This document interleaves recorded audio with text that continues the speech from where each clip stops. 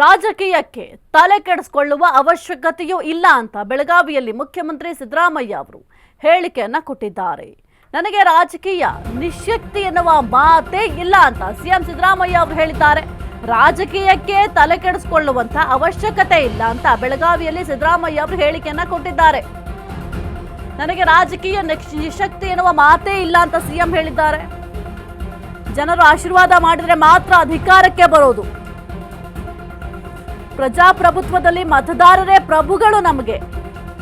ನನಗೆ ಜನರೇ ಮಾಲೀಕರು ಅಂತ ಸಿಎಂ ಸಿದ್ದರಾಮಯ್ಯ ಅವರು ಹೇಳಿದ್ದಾರೆ. ರಾಜಕೀಯ ನಿಶ್ಯಕ್ತಿ ಈಗಲೂ ಇಲ್ಲ, ಮುಂದೆಯೂ ಇಲ್ಲ. ಕಾಲೆಳೆಯಲು ಯತ್ನಿಸಿದ ವಿಪಕ್ಷಕ್ಕೆ ಸಿಎಂ ಖಡಕ್ ಸಂದೇಶವನ್ನ ರವಾನೆ ಮಾಡಿದ್ದಾರೆ. ರಾಜಕೀಯಕ್ಕೆ ತಲೆ ಕೆಡಿಸಿಕೊಳ್ಳುವಂತಹ ವ್ಯಕ್ತಿ ನಾನಲ್ಲ, ನನಗೆ ನಿಶ್ಯಕ್ತಿ ಅನ್ನೋ ಮಾತು ಕೂಡ ಬರೋದಿಲ್ಲ ನನ್ನ ವಿಚಾರದಲ್ಲಿ ಅಂತ ಬೆಳಗಾವಿಯಲ್ಲಿ ಮುಖ್ಯಮಂತ್ರಿ ಸಿದ್ದರಾಮಯ್ಯ ಅವರು ಹೇಳಿಕೆಯನ್ನ ಕೊಟ್ಟಿದ್ದಾರೆ.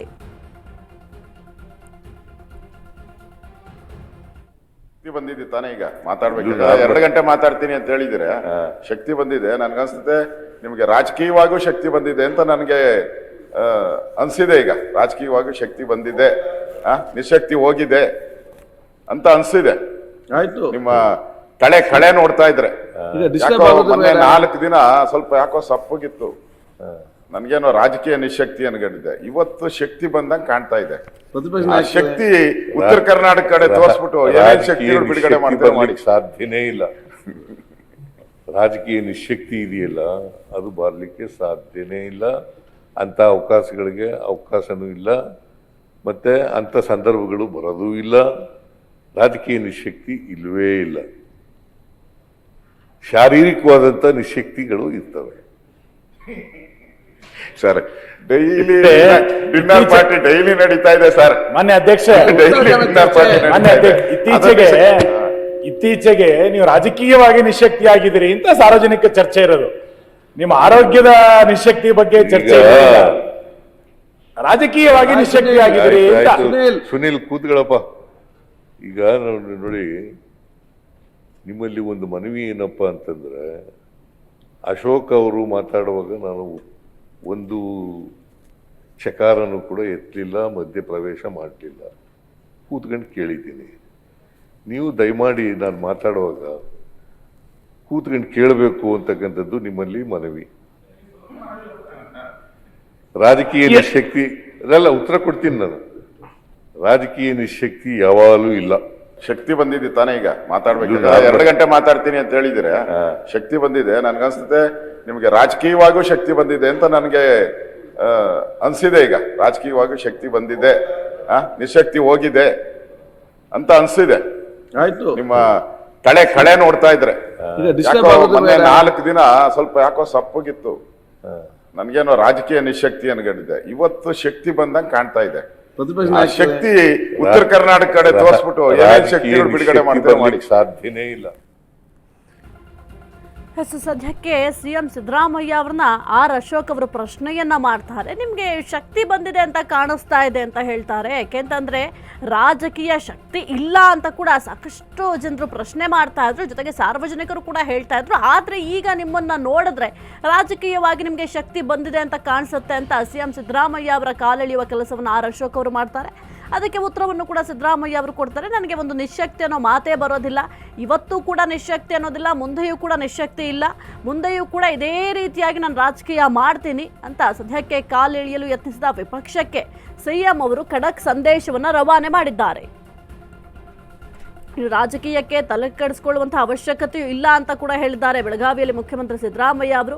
ನಿನ್ನೆ ಎಲ್ಲ ಹುಷಾರಿಲ್ಲ ಅಂತ ಹೇಳ್ತಾ ಇದ್ರು, ಮೊನ್ನೆ ಎಲ್ಲ ಹುಷಾರಿಲ್ಲ ಅಂತ ಹೇಳ್ತಾ ಇದ್ರು. ಆರೋಗ್ಯದ ವಿಚಾರಕ್ಕೆ ಬಂದರೂ ಕೂಡ ನಿಶಕ್ತಿ ಅಂತಾನೆ ಬರುತ್ತೆ. ಆದರೆ ಆರೋಗ್ಯವನ್ನ ದೃಷ್ಟಿಯಲ್ಲಿ ಇಟ್ಕೊಂಡು ಈ ಪದವನ್ನ ಹೇಳಿಲ್ಲ ಅಶೋಕ್ ಅವರು. ರಾಜಕೀಯವಾಗಿ ನಿಶಕ್ತಿಯಿಂದ ಇದ್ದಾರೆ ಅಂತ ಅಶೋಕ್ ಅವರು ಹೇಳ್ತಾರೆ. ಜೊತೆಗೆ ಸಿಎಂ ಸಿದ್ದರಾಮಯ್ಯ ಅವರ ಕಾಲೆಳೆಯುವ ಪ್ರಯತ್ನ ಕೂಡ ಮಾಡ್ತಾರೆ. ನಿನ್ನೆ ಎಲ್ಲ ಡಿನ್ನರ್ ಮೀಟಿಂಗ್ ಮಾಡಿದ್ರು ಸತೀಶ್ ಜಾರಕಿಹೊಳಿ ಅವರ ನಿವಾಸದಲ್ಲಿ ಸಿಎಂ ಸಿದ್ದರಾಮಯ್ಯ ಅವರು. ಅದಾದ ನಂತರ ಫುಲ್ ಆಕ್ಟಿವ್ ಆದಂತೆ ಕಾಣ್ತಾ ಇದೆ. ಕೊನೆಯ ಅಧಿವೇಶನದ ಸುಳಿವು ಕೊಟ್ರ ಸಿದ್ದು, ನನಗೆ ರಾಜಕೀಯ ನಿಶಕ್ತಿ ಇಲ್ಲವೇ ಇಲ್ಲ ಅಂತ ಸಿಎಂ ಹೇಳಿದ್ದಾರೆ. ರಾಜಕೀಯದಲ್ಲಿ ನನಗೆ ನಿಶಕ್ತಿ ಯಾವಾಗಲೂ ಆಗಿಲ್ಲ, ರಾಜಕೀಯ ನಿಶಕ್ತಿ ಇಲ್ಲ, ಮುಂದೆಯೂ ಕೂಡ ಇರಲ್ಲ. ಸದನದಲ್ಲಿ ಮುಖ್ಯಮಂತ್ರಿ ಸಿದ್ದರಾಮಯ್ಯ ಅವರು ಈ ಮಾತುಗಳನ್ನ ಹೇಳಿದ್ದಾರೆ. ವಿಧಾನಸಭೆಯಲ್ಲಿ ಮುಖ್ಯಮಂತ್ರಿ ಸಿದ್ದರಾಮಯ್ಯ ಅಬ್ಬರ. ವಿಪಕ್ಷಗಳಿಗೆ ಕೌಂಟರ್ ಕೊಟ್ಟಿದ್ದಾರೆ ಸಿದ್ದರಾಮಯ್ಯ ಅವರು.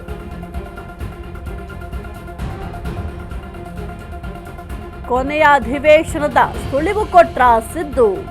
ನನಗೆ ರಾಜಕೀಯ ನಿಶಕ್ತಿ ಇಲ್ಲವೇ ಇಲ್ಲ ಅಂತ ಸಿಎಂ ಹೇಳಿದ್ದಾರೆ. ರಾಜಕೀಯದಲ್ಲಿ ನನಗೆ ನಿಶಕ್ತಿ ಯಾವಾಗಲೂ ಆಗಿಲ್ಲ, ರಾಜಕೀಯ ನಿಶಕ್ತಿ ಇಲ್ಲ, ಮುಂದೆಯೂ ಕೂಡ ಈ ಒಂದು ನಿಶಕ್ತಿ ಇರೋದಿಲ್ಲ. ಸದನದಲ್ಲಿ ಮುಖ್ಯಮಂತ್ರಿ ಸಿದ್ದರಾಮಯ್ಯ ಅವರು ಈ ಮಾತುಗಳನ್ನ ಹೇಳಿದ್ದಾರೆ.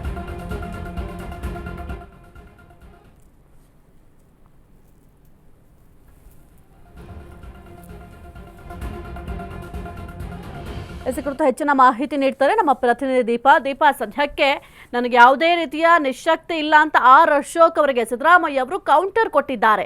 ನಿನ್ನೆ ಆದಂತಹ ಸತೀಶ್ ಜಾರಕಿಹೊಳಿ ಅವರ ನಿವಾಸದಲ್ಲಿ ಡಿನ್ನರ್ ಮೀಟಿಂಗ್ ಆದ ನಂತರ ಇಷ್ಟೆಲ್ಲ ಆಕ್ಟಿವ್ ಆಗಿದ್ದಾರೆ.